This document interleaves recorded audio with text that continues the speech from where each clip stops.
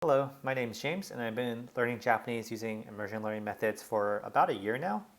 And I want to make a video um, kind of recording my progress and help explain some stuff with friends and family who don't really understand what I'm doing.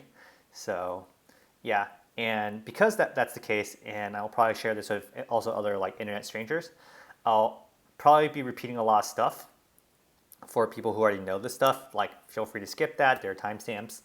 Um, and feel free to watch it at like 2x speed because that's what I usually do when I watch other people's update videos. And I have notes next to me where I can consult for the talking points. Uh, yeah, so let's get into it. So when it comes to background and motivation, my background is I've done my language learning background. I was born in Taiwan, so I actually knew Chinese before. Um, but like I moved to the United States pretty early, so I would consider myself an English native and like conversationally fluent in Chinese. Like I can like say stuff with my parents, but that's about it. I can read menus and order stuff in Chinese restaurants, and I can like understand most like slice of life conversations. Like if I were to go back home, I can have like decent conversations, but like anything that's like politics or even that aside, I just can't. So, um, and besides Chinese, I've also spent about a year or so learning Korean, uh, and that was partially due to my obsession. Where I had a phase where I like really liked K-pop, and part of it was I also had a Korean girlfriend, and I really just like and when I learned about Korean and like how elegant the Hangul system is, I was like, yes, like this is the easiest language to learn because like everything's phonetic, the grammar is super consistent, and so I figured, yeah, like this would be a perfect language to like get my like dip my toes in to language learning. So when I was learning Korean, I like signed up for I like went to my nearby um, Korean center and I signed up for like summer classes, and like the pace of the class was so slow that I would like do my whole like I would do all the workbooks exercises in class, and then I would like end up like when I finished it I would like tell the teacher after class like, hey, I'm done with these, like I'm ready to skip to the next level now. And like I did that like 3 times, so I ended up skipping like 4 levels in my first summer in Korean, and I was like really obsessed with like learning Korean. And I like did a ton of Anki, not Anki. I was using another spaced repetition program, but I basically did a ton of flashcards where I would practice my like I practice like typing words out. I practice like I would like put down entire sentences. I even did like text to speech where I would like turn the words into like audio, and then I would like try to like dictation, I guess, where I would like listen to the audio and like try to like type out like exactly what they say. And I did a lot of that, and I felt really good about learning Korean. And it was great until when I actually like went to Korea. I think like a few like maybe a year after that, where I like came out of the airport and I was like gonna buy my bus ticket to my Airbnb. I like went to the counter and I formed my first Korean sentence to a native person, and they said something I like could not understand it. And like ever since that, like the entire rest of the trip, I did not speak a single. Well, the only thing I could say is like I don't speak Korean. Like that was the only thing I ever said in Korean after that, because like I just knew I couldn't understand what people were saying, and I just wasn't there yet. So when I came back from that like trip, I was like very disheartened, but the conclusion I reached was that it wasn't because, yeah, the conclusion I reached was like I just didn't know enough Korean. Like I just like needed to study more. Like I only had maybe like a summer's worth of Korean under my belt at that point. So I like went back.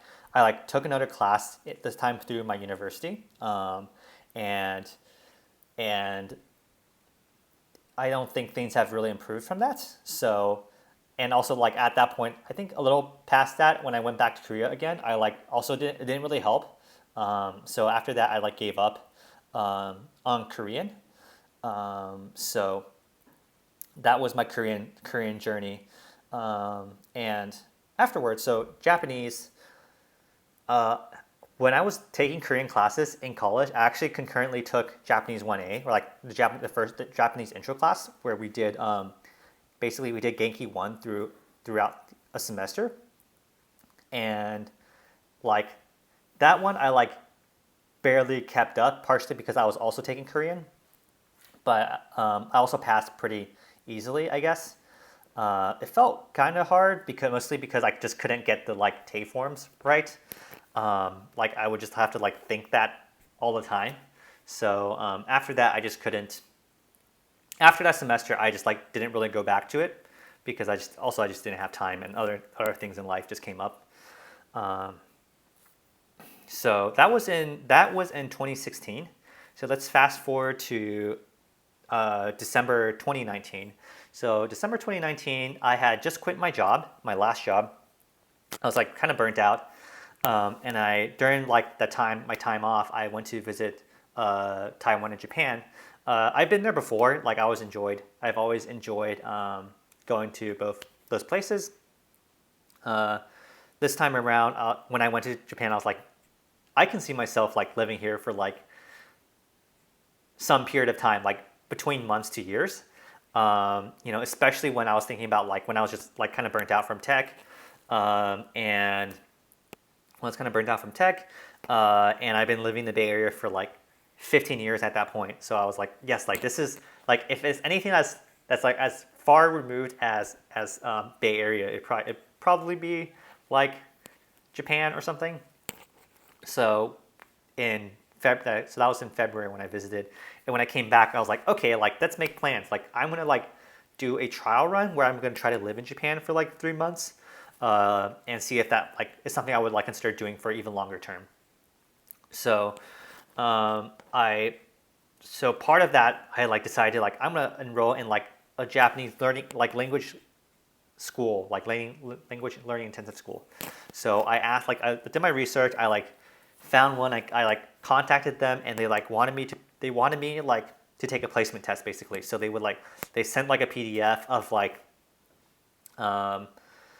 basic Japanese questions, and like I obviously didn't want to start from zero, so I was like trying to basically grind my way back into a more intermediate level, I would say, like basically as high as I can go. So for about like a week or two, I was like basically doing like Genki workbooks again, trying to pick up my Japanese skill again, which was definitely not as fast as I thought it would. And part of that transition to try to pass that placement test, I started moving my flashcards onto Anki because my previous space repetition software that I was using, called Flashcard Deluxe, it didn't have really good Japanese support, and everything I read about on the internet said that Anki was better. So I was in the middle of transitioning that and adding Japanese support like furigana and stuff. And I think one day while I was doing this, I came across one of Matt versus Japan's video where it was like a very clickbaity title, which was like why I deleted Anki or something. And I was like, what? Why would anyone delete Anki? So I ended up clicking on it and like reading his reasons for why he deleted Anki, which made a lot of sense to me. And from that, I just ended up watching a lot of his other videos, which, he's a big proponent of immersion learning, and it all made like a ton of sense. But it was like extremely radical. Like it was very different from the worldview I had, which is like I felt like classrooms and language learning were like the 80-20 solution, right? Like you do the classroom learning, and like that's the 80-20 solution, and like it'll be good enough. Like it'll be good enough for you to get there. And immersion learning was very, very much different. It was like very anti like productivity hacking, very much like, nope, it's a very long journey. You just gotta like do it for like 3 years, and like it never stops, and like you just have to put a lot of time into it. So it was very different from my worldview. But there was nothing that Matt said that like was like clearly wrong. So like it obviously, because of that, it really piqued my interest. So I ended up watching more of his videos. I ended up like just basically kept watching more of his videos, and like kind of like being more sold on the idea of immersion learning. And while I was like watching those videos, when that happened, like obviously the pandemic hit, and like I'm stuck at home, like I can't go to Japan, like the language school was canceled. So my plans to move to Japan was also canceled, and like now I'm just like I have no plans. Like I have no job, no plans. Like maybe I'll just like keep learning Japanese. So I ended up doing that, and I ended up doing it via the immersion learning methods that Matt has been an advocate of, and um, that has been and that's been it's been about a year now. I've decided that like I wasn't going to move to Japan anytime soon because partially because of that, and also partially because I also read that like unless you're at a pretty good level in Japanese, like you're probably not gonna like make that many Japanese friends when you're living in Japan because you'll probably just be stuck in a foreigner bubble where you just hang out with other foreigners and like no Japanese person wants to talk to you in Japanese because like your Japanese is garbage and stuff. So I figured, like there's no rush, I guess, to go to Japan. Like I'll just like learn via immersion. So so like now let's talk about some of the motivations why I want to learn Japanese, why I want to learn Japanese using immersion learning methods. So one, the foundation, I enjoy Japanese media and culture. Kind of grew up with anime, grew up watching anime. Always been watching at least something every season of anime. So, but I didn't consider myself a weeb or like anyone who's like really obsessed with it. One thing I do really enjoy is Japanese music. Like I really enjoy like what's kawaii future bass and like a lot of the like hardcore, what's it called, happy hardcore stuff. So those are motivations to basically choose Japanese over other languages. The other reason was that I really wanted to experience what acquisition, or like I really want to experience what learning a language is like, because I've like been very interested in like meta learning, I would say. But so far the only stuff I've tackled so far are really cerebral stuff like math and science. So like rationality or like critical thinking, philosophy, like math. Like I've like spent a lot of time learning about those. I also spent a lot of time learning about performance, like kinesthetic performance, and like performance anxiety and sports psychology.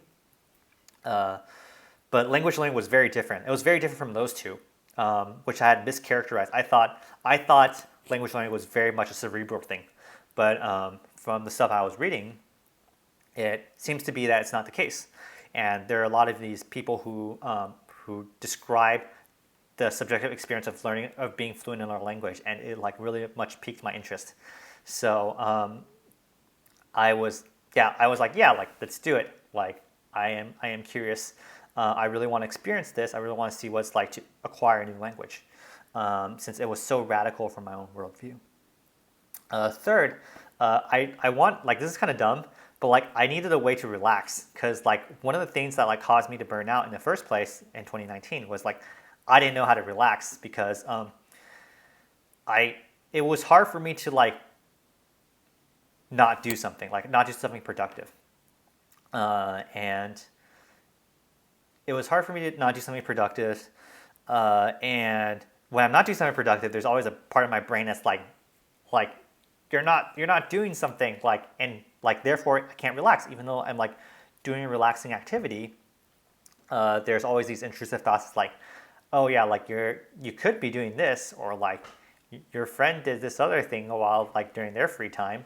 So I was like struggling with those intrusive thoughts, and one of the ways I've kind of gotten out of it is basically like finding an activity that's like pretty relaxing, but like there's a way I can justify that like that is productive. So for me, like learning Japanese is a way for me to basically be able to watch anime and like convince myself that like, hey, like I'm actually doing something, and I'm actually doing something, and not feel bad about it. So that was another motivation. And then obviously the last motivation is, last motivation, there's nothing to do during COVID. And, if I figured like, hey, if this method doesn't work, like if I just like watch a bunch of anime, like if I just immerse a bunch and like it turns out I didn't learn anything, then like it's not a huge loss because like I would have just like ended up watching those in English anyways. So yeah, so those are the main reasons why I started learning Japanese. So let's talk about the theory of language learning, the theory of immersion. So one of the big components of immersion learning theories is this language acquisition hypothesis called the input hypothesis. It was started by Stephen Krashen in the late 70s, mid 80s or so. And I don't quite remember exactly what it is, but some points that really stood out to me were there's a difference between learning and acquisition. So there's one thing to like study a word and be able to recall it from like your like brain, like your hippocampus, I guess. It's a different thing to be able to acquire it such that you can speak fluently and like recognize it fluently. So like if I were to say an English word like dog, like there's like an instant, there's like no gap between the word dog, the audio sound dog, to the concept of the dog, right? Whereas like if you were to learn the word dog, it sounds like fubo in like Japanese or something, then like it'll take a while to go from fubo to like the picture of a dog, basically. So and acquisition is what is the gap between learning and like being fluent, basically. So I wanted that. So that's one of the things. The other big component is Stephen Krashen proposed that we learn languages through comprehensible input, which means that like we basically just like if you consume stuff and you listen to stuff and you read stuff that like makes sense to you, even if there are like some words that you don't know, you'll eventually acquire those words because of the context in which they're used. So an example might be like, English example might be the word yeet, where like some people started saying yeet. I'm gonna yeet this. I'm gonna yeet that. I'm gonna yeet this thing out of here, right? Like from that, like even though you don't know the word yeet, you might be able to understand it because you see it used in all these different contexts, and yeah, like you never really studied it. And the same thing goes with grammar, where no English native has ever had to look up the dictionary definition for the, right? Like no one, like there isn't, like it's actually more complicated to read it. Like everyone, it's more complicated to like look up the definition. Everyone knows, like every native English speaker knows intuitively how it's supposed to be used. So the input hypothesis kind of goes in a similar way. It's like, well, you don't really know a word before you know it. You just kind of intuit it. And if you're using your like prefrontal cortex, you're doing something wrong. So at least when it comes to language. So yeah, and one of the last things is like that about the input hypothesis is that output comes naturally after we understand the language. So you basically don't start with output. Like you don't practice speaking or writing. Like that's supposed to come naturally after you understand the messages. So that is a huge change in my worldview of my prior worldview of language learning, but that is something. Yep. So from that input hypothesis, there are a lot of like basically like folks who kind of like applied that theory into real applications in the Japanese world.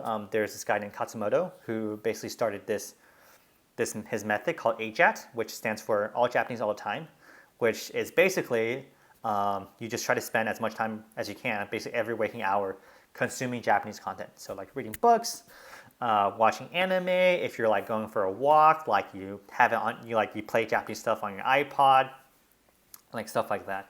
And after Katsumoto came Matt versus Japan, who further popularized immersion learning methods and added his own spins to it, so on and so forth. So that's kind of like the sort of the theory, I guess. So let's talk about the method. So what I did, it was very in line with the mass immersion approach, MIA back then, which was you start with RTK. RTK is a adaptation to a book called Remember the Kanji. And Remember the Kanji was a workbook that was very popular with people who were trying to learn kanji, where the author, James Heisig, broke down kanji into their like component parts, and you study those component parts, and from those component parts you build like more and more complex words. And you do this using mnemonics along with like rote practice. So like you would like see like, oh, like this thing looks like a field, so like this is the kanji for a field or something, and like, or like this thing looks like a swan, and like that's how you're gonna remember it because it's like an animal or something. And like you'll like practice writing it, and the book is supposed to help you like basically remember the kanji, remember how to write them. But I guess Matt vs. Japan said like, hey, like that's too much work. That's like too grindy, and like people always give up, and like it's really not that helpful. No one writes anymore. Even Japanese people don't really write. So he modified remember the kanji into recognizing remember the kanji. So RTK. So all you had to do was like you had it as a pre-made Anki deck. You basically just study it.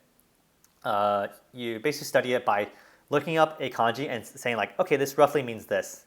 And like, if you know what it roughly means, then like you just pass it, and like you just do that for the first like 1,000 most common kanjis, and then like afterwards you'll like basically be you'll be able to like sort of grasp rough meanings of stuff you read. Like you're like, oh, like this thing kind of means animal, so they must be talking about like some animal.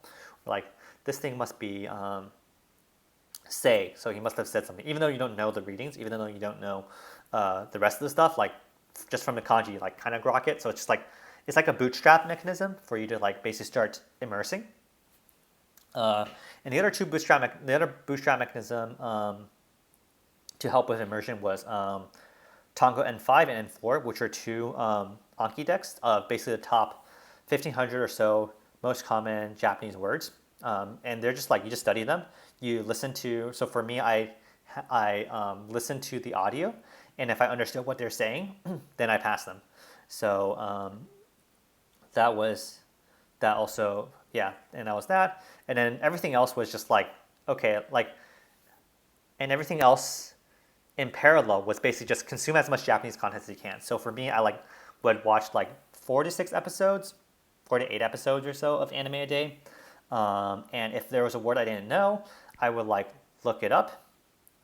Or like, and since there's a ton of words you don't know, you just end up not looking everything up. You just like keep watching it, and then you'll like sometimes you'll like start to notice that, hey, like this person says this a lot, or like I've heard this thing said a lot, and then afterwards you'll like maybe specifically look for that, or specifically look up that word, which I have been doing, and also look up any like unknown grammar points. So like if I'm like, oh, they just said this, like what does that mean? I also forgot there's also another bootstrap mechanism for immersion was also reading through a grammar guide. So I read through Take Him, which is a very basic, it's a fairly basic grammar guide that kind of covers a good amount of grammar points. Like it's explained in English. It's pretty it's fairly simple, or at least it gets you a pretty long way into like understanding your immersion. So I really appreciate that. I basically read through it. I like made Anki cards out of them, and I studied those Anki cards until like I felt like I didn't really need them anymore. So yeah, so you basically just keep immersing, and at some point, people say usually the 18-month mark to the 2-year mark, you kind of become really like good at like understanding Japanese, and you start working on your output. So I haven't done any like output practice. I haven't spoken or like really written any Japanese. So, but I'll talk about that later. But yeah, that's like the method. Let's talk about lifestyle. So the lifestyle of learning Japanese. So what I would do usually is this is when I was unemployed. The first 4 months, I would do my Anki cards in the morning. I would do about 25, 30 or so RTK cards, and also 25 vocabulary cards, like new cards a day. And I would immerse in the afternoons and evenings, and then I would make new cards at night. And during my free time, I would like try to do as much passive listening as I can. So basically, passive listening is just usually what I do is I'll listen to an anime show that I've watched before. I'll like extract the audio and I'll like remove all the silences, and I'll just listen to that while I'm like cooking or like walking or something, and that's passive listening. So I'll do that as much as I can. So that's about the first 4 months. Now that I've employed, I can't really do that anymore because I can't go outside. It's too tiring to go outside in the morning. But now I basically do my cards. I do my flashcards in the late afternoon / evening. I make new cards right after that, and then I immerse at night. So usually I do it right after dinner, all the way till bedtime. And I also read in bed, so to help me sleep as well. So I've been reading. Yeah, so let's talk about that's my lifestyle. Let's talk about workflows. Briefly, this is a bit technical. If you don't want to listen to it, just skip it. So I have two rough workflows. I have a workflow for anime. I have a workflow for visual novels. And this is workflows for learning, for basically sentence mining or mining cards. For animes, for the longest time I was using subset SRS decks, which are pre-made Anki decks of basically people who convert entire shows into an Anki deck, where they take every single line spoken in the anime and they like make a card out of it. And it's a lot of cards, so like you like obviously don't study all of them. So there's another Anki add-on you install called Morphman, which basically labels those cards into like cards in which you know all the words, cards in which you know one, like you don't know one word, and cards in which you don't know more than one word. So, and when it's labeled, what I end up doing is I'll watch an episode of the show, and then after I watch an episode of the show, I'll go into my Anki and I'll look up all the sentences in that show that only have one unknown word, and I'll look through them. I'm like, okay, like this is the word I remember I heard before, and if I did, or if I really like the word or whatever, or I think it's important, then I'll like add it to my Anki deck to study basically. And what I usually end up doing is, and that's for anime, I usually use listening cards for anime. So I'll do that. And there's another workflow in anime where if there's no subs to SRS deck, there also I also use the Migaku browser extension, which overlays onto either YouTube or Netflix. And what it can do is it can make those cards like instantly, basically. So I've also had that workflow where I watch an anime, I come across a word I don't know, I'm like, okay, let's make a card out of this, and like it's pretty much like a one button click thing on the Migaku add-on that I'm able to create cards from. So that's my anime workflow. My visual novel workflow is a bit different. It's very different from most people because I can only watch. I'm on a Mac, and I can only read visual novels on my dual boot Windows, but I don't have Anki installed on my Windows, nor do I really want to. So what I end up doing is I'll just like copy entire sentences I read from the visual novels into like a clip, I use like an email, and then I like send that email to myself. And then like the next day I'll like make cards out of those sentences. So my visual novel cards, they don't have pictures, they don't have audio, they just have like the word and the definition, and like the example. I'll have an example sentence and the definition in the back side of the card, but it's just those two. So yeah, and also in terms of workflow, some things I do in Anki that are different than most people. I have my steps are different. I have 1 minute, 15 minutes a day for the new cards, and I also have 15 minutes and a day for lapses. And I found that to be very useful for long-term cards, in which like there are times where I need the interval to drop more than 50% because like I had like literally just like I had like basically completely forgotten about a card, and now I have to like basically relearn it from scratch-ish, and the extra like 1 day interval in the new and lap stage has really helped me with comprehension, or it has helped me with retention specifically. So, yep.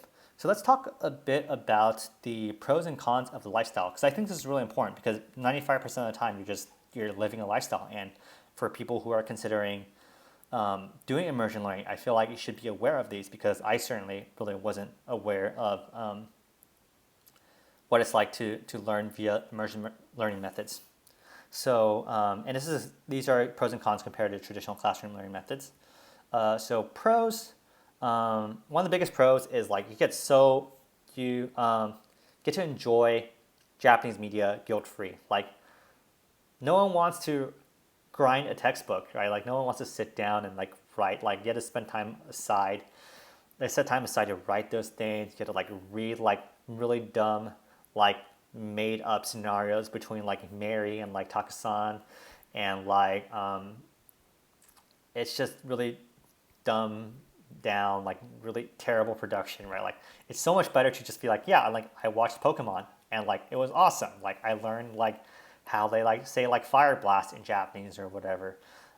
It feels like a freebie. It feels like, hey, I'm learning Japanese. Like, learning Japanese is like the freebie I get for like being a weeb, basically, and that's really awesome.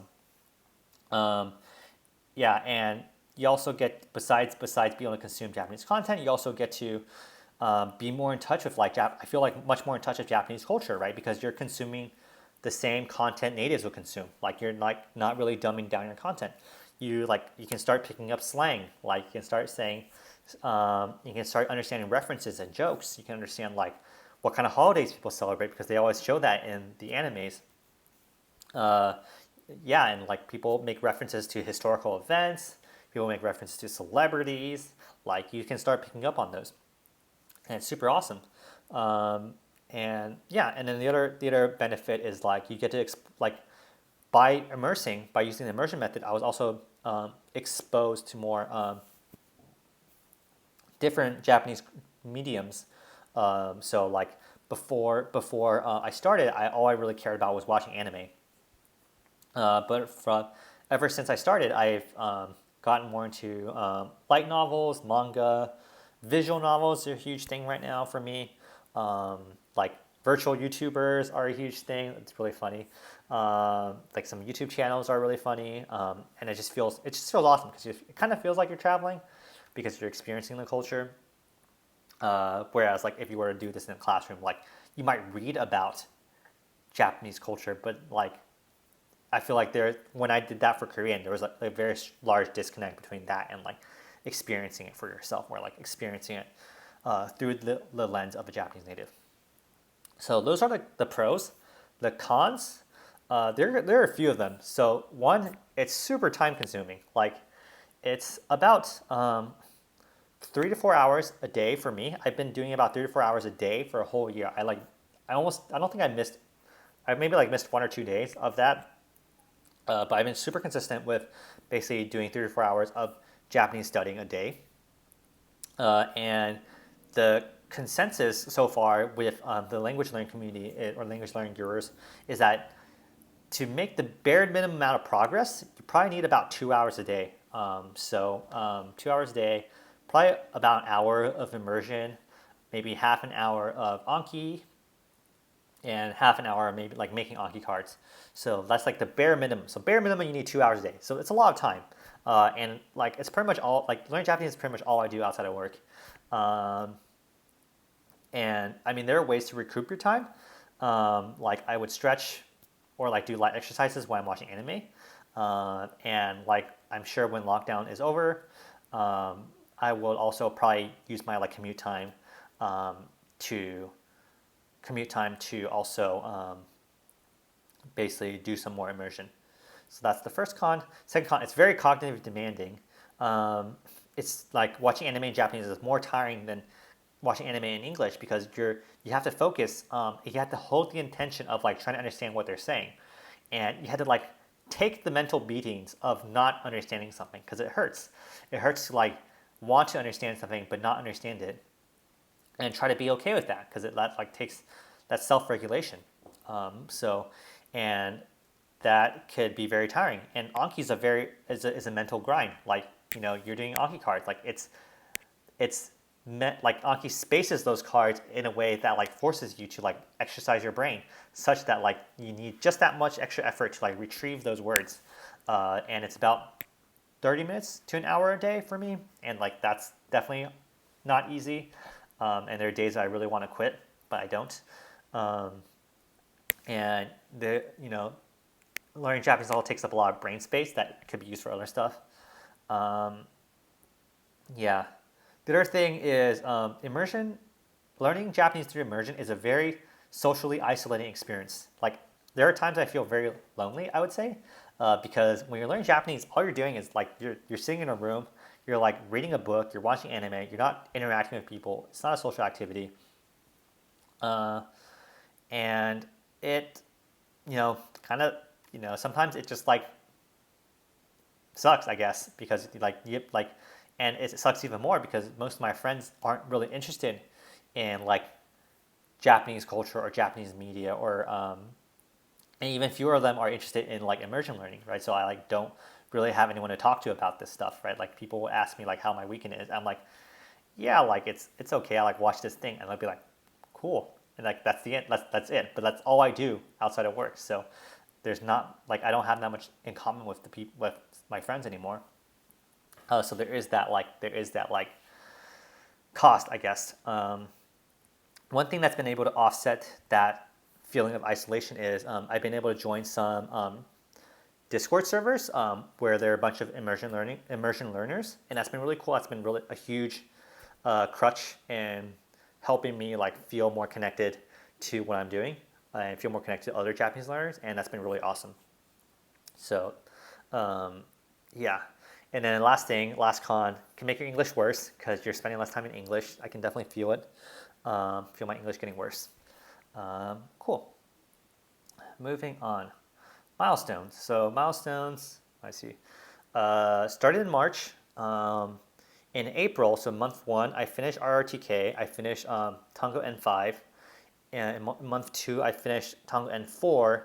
In month three, I finished Tae Kim's Grammar Guide.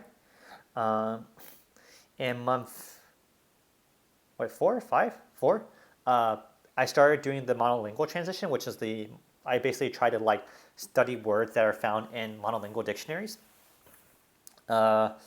In month six or month five, I finished my first book, which was Welcome to the NHK. It was a book I'd seen the anime before, but I haven't seen it in a while. But I haven't read the light novel before, so that was my first book. In November, I finished my first visual novel, Saya no Uta. In January, I hit 10,000 Anki cards in January. So that's month 9 or so, 9 or 10. And now it's been a year. So those are milestones. There aren't very good milestones because immersion learning is kind of like that. But that is that. With progress, so far I have about 11,300 Anki cards that I'm studying. Well, actually, no, some of them I'm retired, but I've studied 11,300 cards. So I know roughly around that many words. About 70% of them are listening sentence cards that I've mined from anime. About 20% of them, actually no, 30% of them are visual novels that I've like found through visual novels. Yeah. So, and progress, I really can't say progress. If I were to like, really can't describe my progress, I would say. If I were to like finger to the wind, how I feel about my Japanese comprehension level, I would say maybe I'm like an N2, JLP N2 level. But what I have done so far, I'm going to measure my progress based on what I've consumed. I've watched 1,300 episodes of anime or so, about 70 series. I finished about 5 books. They're all light novels. I think 1 or 2 is like a novel. I finished 9 manga volumes, and I finished 6 or 7 or so, depending on how you count it, visual novels. And then there's like other stuff that I finished too, but that doesn't really fit into any category. Japanese levels. So Japanese level, so it's gonna be very hand wavy. For listening, where am I at listening? So I haven't. First of all, I haven't listened. I haven't like watched anime in a while. I've mostly been reading visual novels, so I haven't really practiced my pure listening in a while. But last time I remembered, I could watch slice of life pretty comfortably. I still struggle with harder anime, especially just like understanding stuff. The way I would phrase it, my listening right now is like I can enjoy almost any anime right now, without like my lack of understanding getting in the way. And that's not to say like I understand everything. That is part of it is that like I am more comfortable with ambiguity, but part of it is that I really don't understand enough of it that like I can kind of like fill in the gaps with my mind, of like what's happening, or make stuff up. um, so I can basically pick animes out of interest now. I don't have to like before I would like have to pick animes that like I know I can like I know are easier, such that like I can like understand it enough to enjoy it. But now I like rarely have to do that. Now it's only the like hard animes that I have to like avoid, like Fate Zero or like Psychopaths or something. Um, but on a day-to-day level, like how I judge my listening ability can vary quite a bit. So there are times in which like I feel like I understand everything. There are times in which I feel like I barely understood anything. Like I just hear like sounds. And there are times in which I really enjoy, like I'm like really like immersed or engaged with the content, and I realize I don't really understand anything. So there's like those like different like subjective experiences, and it's really hard to rectify that with how good I am at listening because I haven't taken any tests or anything. So, in terms of reading, yeah, I would say it's my currently my strongest area. I can pretty much comfortably read anything that is not considered hard, I guess, for maybe for natives. I'm not quite sure, but I can read most things.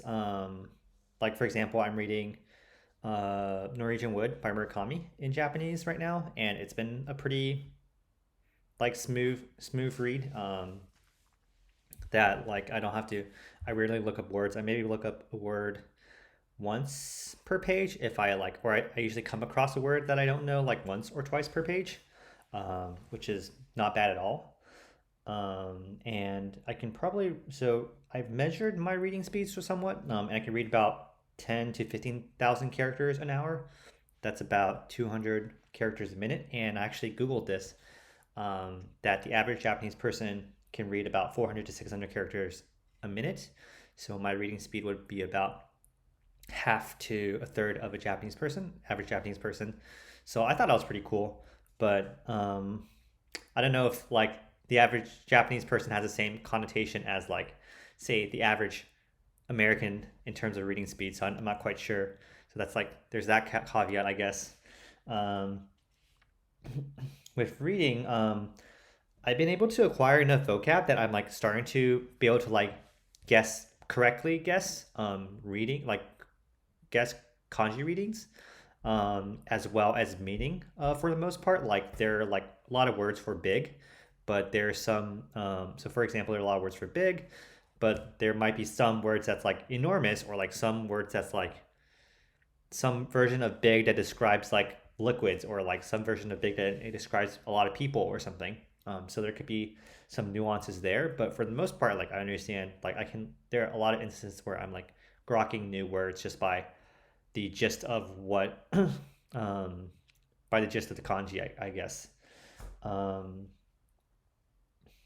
I still suck at, or a lot of the stuff I read. I still suck at like reading comprehension. So sometimes like I'll like miss plot points, or I will like miss an important detail. But I found that like that to be true with English books as well. When I was reading English books, I would like often have to like consult like Spark Notes to make sure I like understood the plot correctly, and that's mostly an intentional issue rather than like a comprehension issue.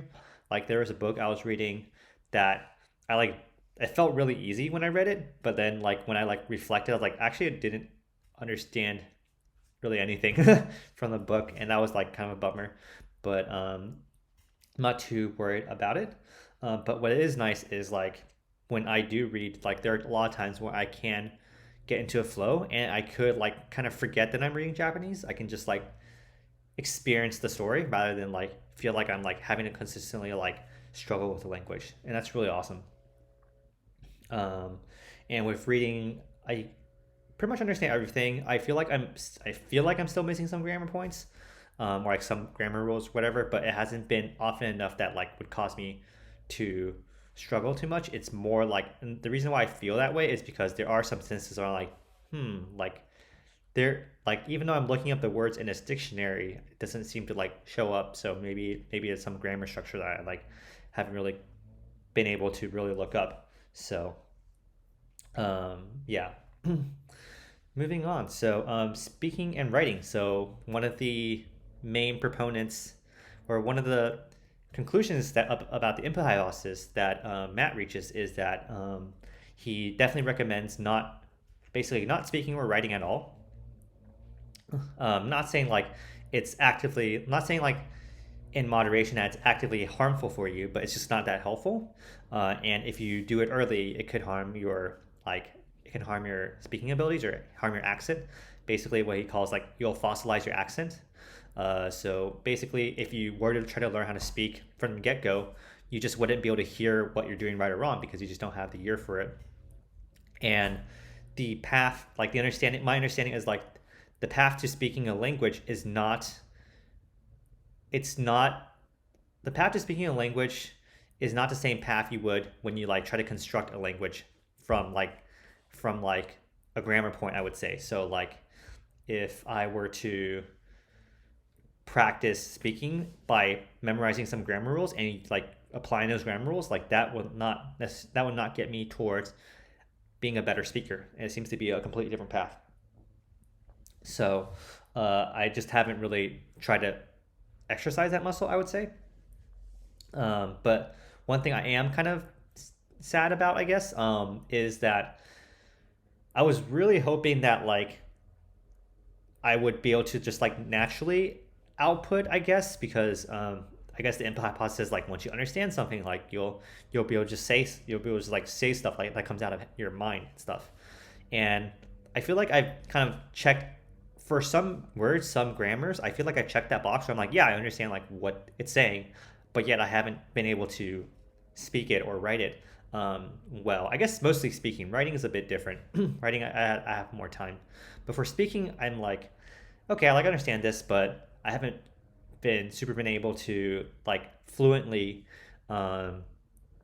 say those thoughts out loud. I definitely have to like pause and think and like maybe like scrap up some stuff to like construct a Japanese sentence, and I wouldn't even know if it's that correct. And I'm kind of sad by that, but it's supposed to be on par for the course, so I'm not too worried. I can probably say some like random catchphrases or common phrases I hear in and that I watch in anime, like so for example, like there are a lot of situations where people are like um, there are a lot of situations that like a lot like TV tropish situations, like uh, people like confessing to each other. So like they'll be like someone's kotoski or whatever, or like if someone like overstrains themselves too much, there's a situation like that. What I'll find is like like not often, but like sometimes I'll be able to predict what a character says, and be able to say that in my head before the character says it. So like if someone's like straining to do like pushing themselves to do something, I'll just think like, oh, the next person's probably gonna say like "Muli shinaide kudasai" or whatever, and I'm like, yes, like that's exactly what they say, because that's the perfect, like that's the thing you say when people are pushing themselves and you don't want them to. um, and yeah, and what I find myself doing is words will pop up in my head, but I wouldn't like sentences will pop up in my head. So I'll like notice some stuff, like for a lot of times it'll be like an emotion or like a situation or like an adjective, and I'll be like, oh, like that's very like kimo or whatever, which means like gross, or like if something's like there's one that's like a situation that gets worse, which is like jirihin, and I like that word comes up a lot. And I'll just like think, it'll just like pop up in my head. I like don't really have control over it, but it's pretty cool to like see stuff and like notice it and like be able to like recall it. Um, yeah, and then sometimes I'll have imaginary conversations in my head where I'll like have Japanese sounding stuff that pop up, but like they're not clear. Like I wouldn't be able to like pronounce them. I just know they're like fragments of Japanese, and I wouldn't even know. I don't even think they're correct Japanese. Definitely not correct. But they'll show up, and then it'll feel Japanese, but I wouldn't be able to say it. So I'm hoping that turns into actual Japanese at some point. And what I also find out that's very easy to do when I'm like trying to think in Japanese is like it's very easy to slip into translating English into Japanese because when I feel like saying something in Japanese and nothing comes up, I get really frustrated. And then what I'll do is I'll like try to say it in English, and I'm like, okay, like how like maybe I'll like jiggle some memories and like cause something to show up. But what I notice is like whatever shows up is an inspiration to the English phrase, not an inspiration to the situation or like the mental ease that came up. And sometimes if you don't notice, it'll just like you'll just end up feeling like, oh, I actually constructed a well phrased Japanese sentence, when in reality it might not be super natural. So, yeah, there's that. Cool. Thoughts and opinions on methods. Well, I feel like I'm not in a position to really give opinions or judgments quite yet, just because I'm not there, not fluent yet. I haven't really have anything too much to show for it besides like my subjective level of comprehension and the ability for me to like read native level materials. So I don't want to like basically cast judgment saying like this is the way, this is not the way. But I do want to say like one thing I have a very strong conviction about is that traditional classroom learning by itself will not get you the way to fluency. And the reason why I say that is because like I feel like immersing is studying in a lot of ways, because while you're immersing, you're basically recognizing words, you're like recognizing meanings, recognizing readings, you're like trying to keep track of the plot. Like it is tiring. It is like studying in a lot of ways, because you like when you don't get something, you have to look it up, and like and you're always like you're always training your ear to hear the right things. So in a lot of ways it is studying, and you do that like 3 to 4 hours a day for a whole year, and you reach like roughly my level, I would say. But it's hard for me to imagine. It's hard for me to imagine students doing that. Like it's hard for me to imagine a class that offers the same amount of hours. I would say a teacher that would teach 3 to 4 hours a day, 7 days a week, like 365 days. Teach at the same level of intensity, right? Like usually classroom settings, they go at the pace of like the slowest learners, or like somewhere near the bottom of the slowest learners. And there is no student I know that is willing to like grind out textbooks after textbook for 3 to 4 hours for a whole year, right? Like that I would go crazy, right? So I think in theory, like classroom learning, or like if you were to like put in those hours and have those blockers removed, I feel like you can reach some decent milestone, but practically I haven't seen that happen yet. So that's kind of the main reason. And the other reason, especially another reason I think classroom learning is bad, is because I think you tend to develop bad speaking and listening skills in classroom learning, because you're interacting, working with other language learning students. And I've experienced this when I was learning Korean as well, where I feel like I would actually look up a word and learn how to pronounce it, and I would try to say it to my practice like speaking partner, who is also a Korean language student learner. And unless I like make it sound like really very foreign, like they just wouldn't understand it. They wouldn't understand, and I would actually have to like ruin my accent in some ways in order for people to understand, or speak slower in order for people to understand. And similarly the other way around, where like I'm trained on audio that is produced by people who are learning like Korean in that case, and it's not a good place. It's not good training. So I really don't think classroom learning, as fun as it is, because it is really fun, is the right place for people to learn a new language. Yeah, so and back to the input, back to like immersion learning, right? Like, so if I feel like the way to fluency isn't through classroom learning, like it kind of like eliminates, like by exclusion, I feel like what's really only left is like kind of immersion. So like that's kind of the big reason why I like am pursuing it, continuing to pursue this, is like I don't see any other way forward besides just learning more, immersing more, and like doing more of comprehensible input, I would say, to get better at least in the comprehensibility domain. So, but I do have doubts. It's like personal.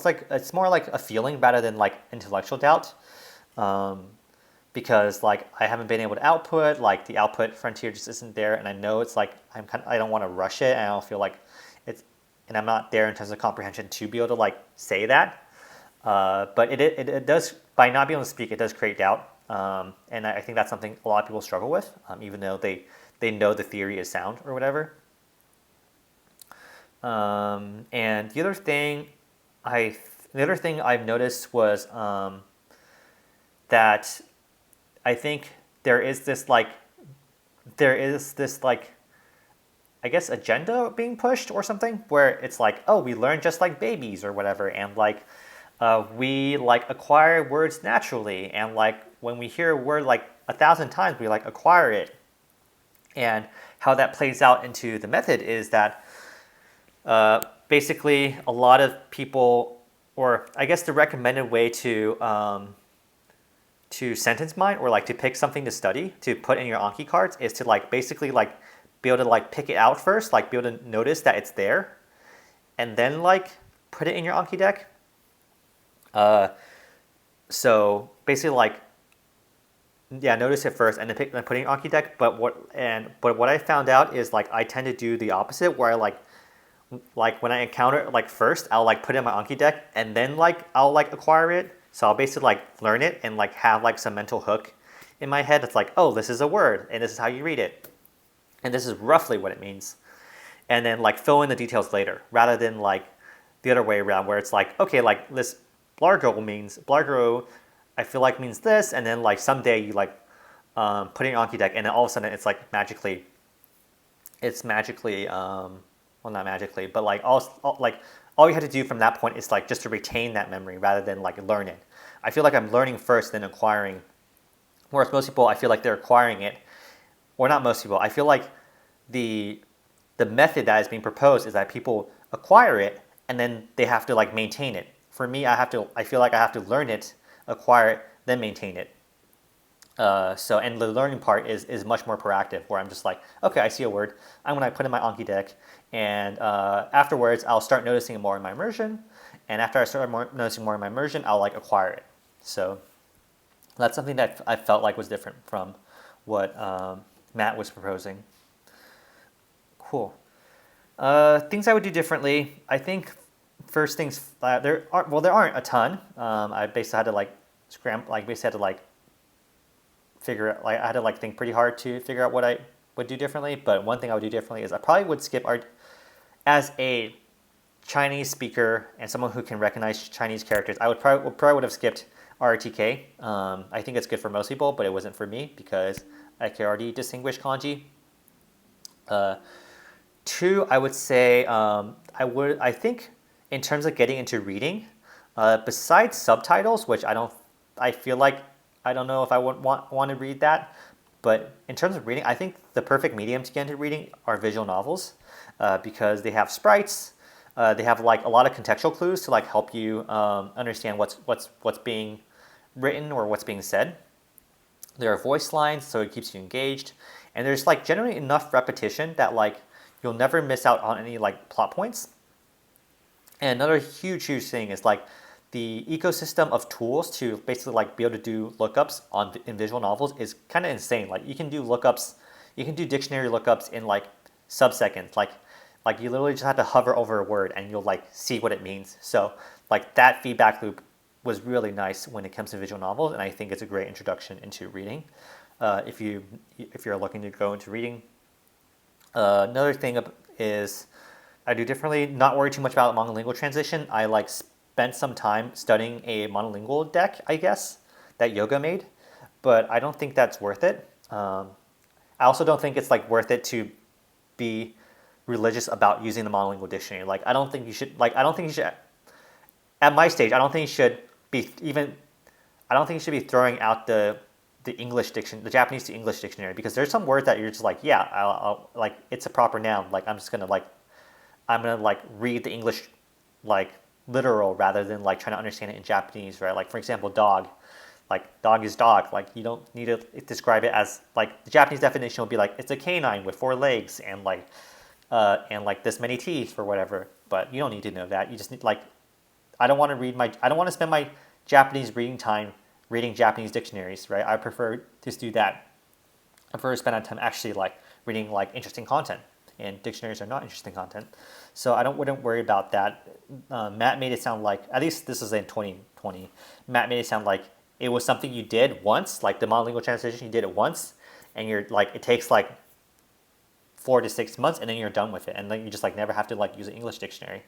And I think it's possible, but is it worth it? I don't know. I don't know if it's worth it.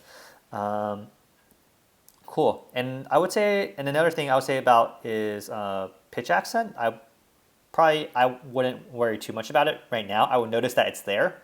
I would say like it's there, and like I can tell between A and B, and they sound different.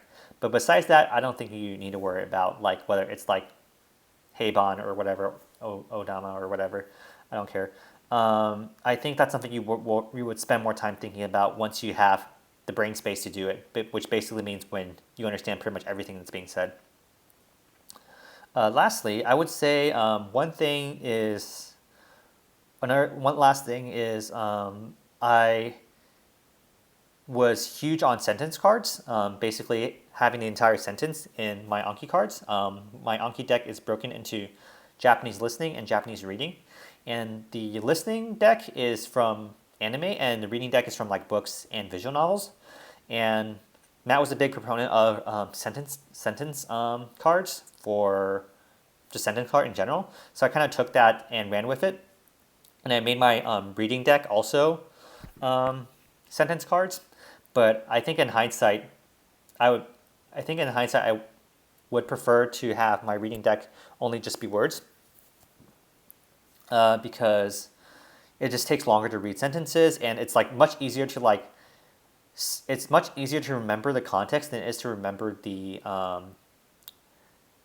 word. So like there would be times where I'm like, okay, I know this is from this, like when I'm like, sometimes when I'm studying my reading cards, there are times where I'm just like, oh, I know this card, it's this, and I haven't even like read the thing, because I just know like, oh, it's from this like book or whatever, and I can just recall the meaning. And then like when I actually encounter it in the wild, like I can't recall the meaning or the definition, right? So I changed my reading cards into vocab cards rather than sentence cards. So those are some things I would do differently. Cool. In terms of goals, so right now it is March 2021. What I plan on doing is, well, from now till maybe December, I plan on basically just continuing immersing, just doing what I'm doing, same thing, just trying to enjoy my immersion. That's probably the hardest part. Well, not the hardest part, but that's probably the most important part, is to just enjoy your immersion. And I have a long backlog of stuff I want to read and watch, and like, it's great. I think there's a lot of good content out there that's in Japanese. So I'll continue doing that. Like none of my workflows or regimens or schedules will really change. But what probably will happen is I plan on taking the JLPT N1 in December 2021.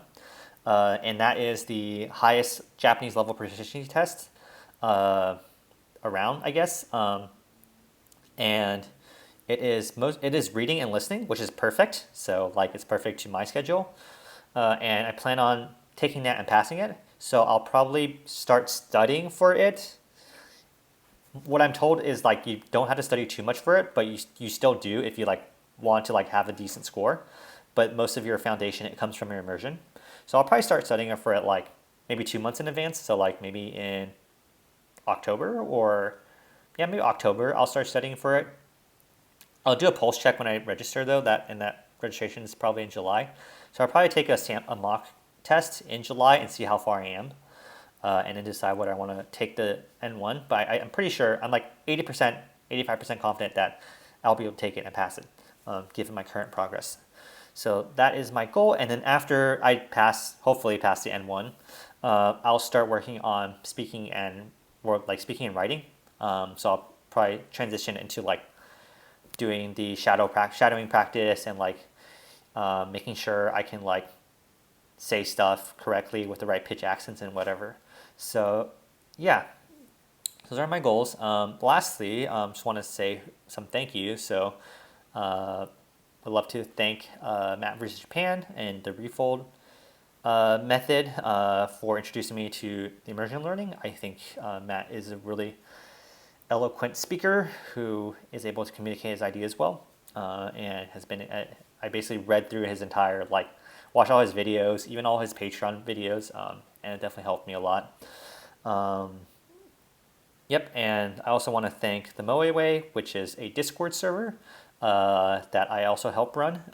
It's a really vibrant community of Japanese language learners who are really into immersion learning and also otaku culture.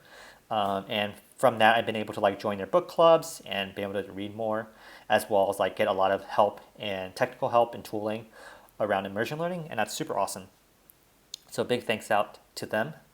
Lastly, I also want to thank Migaku because Yoga has been making some great add-ons for the immersion learning community, and I think they're very state of the art, or at least very much of the frontier. So definitely huge thanks to Yoga. Yeah, so that is my 1 year. If you have any questions, feel free to DM me or whatever. I have, or find me. But yeah, anyways, yeah, thanks.